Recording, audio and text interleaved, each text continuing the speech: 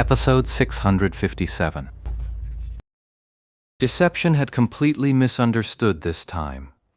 Jin Shang and Ye Shu's conversation came from a different angle. It wasn't about the present moment. At that moment, she really didn't mean to ignore Deception. Deception had already made Gold Scent look like a fool, and together with Lord Grimm, they'd blown up her gear. She'd built up a solid grudge, a solid aggro against him. Go to hell! Deception had no idea. With a roar, he lunged even more ferociously, leaving Ye Shu momentarily baffled. He thought to himself, this guy had already built such a solid bond of class solidarity with him. Someone else is talking about me. What are you getting all worked up for? But even Ye Shu didn't catch on right away. You, come. Ye Shu asked. I'll do it. Deception agreed without hesitation. Move. Ye Shu tossed off the remark, then spun around and unleashed a Gatling gun. Bullets poured down like rain, sweeping a whole volley of players, those jumping, those climbing, each trying their own method to get onto the roof, clean off in one burst.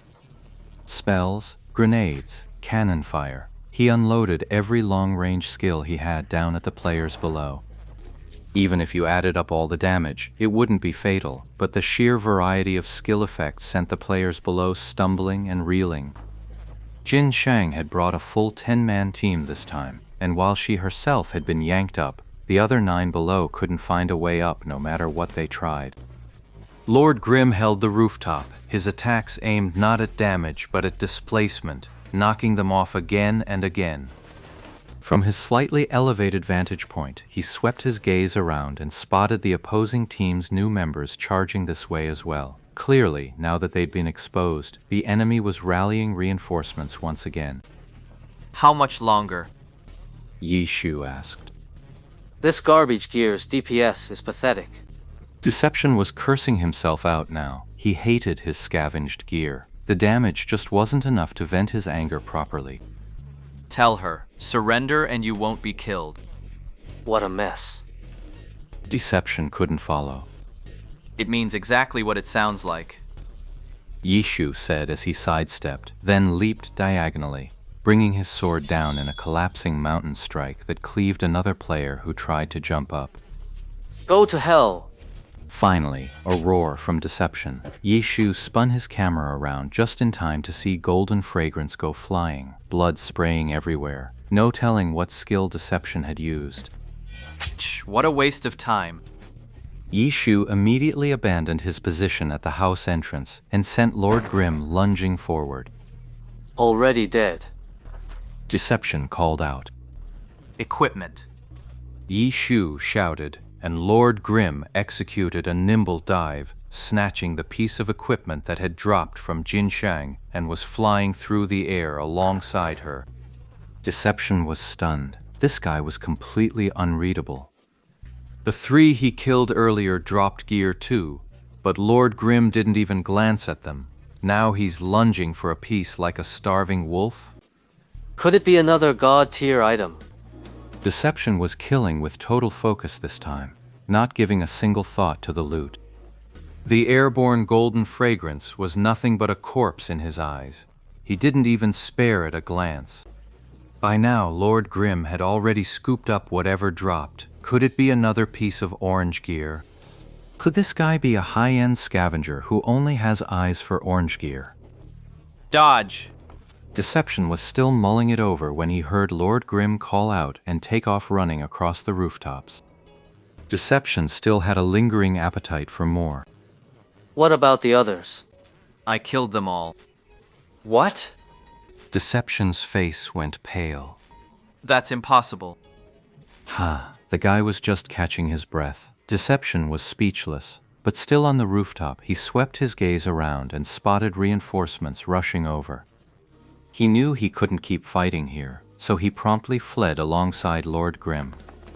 Jin Shang's body lay dead on the ground, but she hadn't chosen to respawn yet. Her soul floated in midair, watching the 2 of them swagger away. She really wanted to spit a mouthful of blood and curse those 2 bastards to death. As a core member of a major guild, Jin Shang had seen her share of big scenes, but today's situation was something she'd never encountered before. There were a few words exchanged, but they were all mid-fight: kill fast, dump the body, and run. Where was the rest of the team? Not a single soul in sight from start to finish. What the hell is going on? Jin Shang didn't choose to revive because this was the heavenly domain, and level 70 clerics already had a resurrection skill. Characters revived by the resurrection skill have minimum health and mana, but they won't be in a critical state. On top of that, standing up on the spot meant no trip to the respawn point, saving all that running time. More importantly, it reduced experience loss by a third, but that was the only loss it could mitigate. As for the gold and the dropped equipment, skills couldn't bring those back. After all, those items were still there, just lying on the ground. Jin Shang gritted her teeth in frustration, but then a prompt appeared asking if she wanted to accept resurrection. The moment she accepted, the world snapped back into color. Jin Shang picked herself up off the ground. A small coin purse lay where she had died, the gold coins that Ambili had dropped from his own pocket. Jin Shang picked it up, only to find the 9 members of her own team standing in a circle, their cameras fixed on her in silence. As for Lord Grimm and Deception, who had already fled, the 9 of them made no move to pursue. They all waited for Jin Shang's orders. What are you standing around for? Chase them. What are you waiting for? Go! Jin Shang was thoroughly frustrated. Without a second thought, she chased after them. At the same time, she opened her inventory to check her equipment. She'd been so down in the dumps earlier that she'd completely forgotten about it. Spotting a money pouch on the ground, Jin Shang had taken it as a good omen, thinking no equipment had dropped. But when she opened her inventory, she saw both weapon slots were empty. The sight made her vision go dark. My weapon! She let out a blood-curdling scream, startling all 9 of her teammates, who spun their cameras around to see what was wrong. Where's my weapon? Did it drop? I didn't even see it. Lord Grimm was just too fast. Jin Shang's soul had already left her body, and she hadn't even seen her own equipment drop. The other 9 members of her party fell into a heavy silence. They all knew how hard-won that weapon was.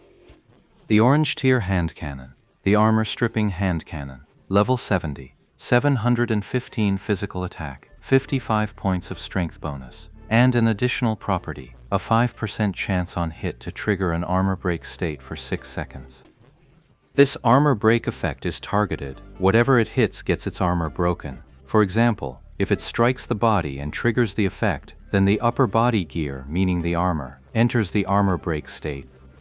Under the armor break state, all of the armor's attributes are nullified. It's as if the armor doesn't exist, and its durability consumption skyrockets to 300%.